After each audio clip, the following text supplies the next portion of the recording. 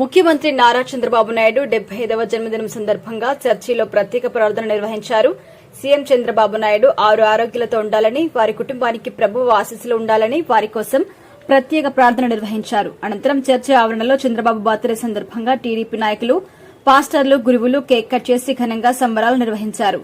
ఈ కార్యక్రమంలో మాజీ కౌన్సిలర్ కృపాకర్, 33వ వార్డు ఇన్ఛార్జ్ జోసెఫ్, టీడీపీ నాయకుడు జార్జ్, ధనరాజ్, ప్రవీణ్, రాముడు, మధు పాల్గొన్నారు. ఈ సందర్భంగా మాజీ కౌన్సిలర్ మాట్లాడుతూ చంద్రబాబు ఒక వ్యక్తి కాదు, ఒక వ్యవస్థ అని, ఆయన విజయాలకి పొంగిపోలేదని, అపజయాలకి కుంగిపోలేదు అన్నారు.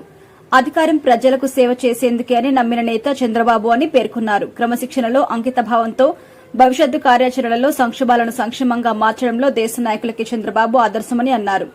అదేవిధంగా మంత్రి ఎన్ఎండి ఫరూక్కి దేవుని ఆశీస్సులు ఎల్లప్పుడూ ఉండాలని మనస్ఫూర్తిగా వేడుకుంటున్నాను అన్నారు.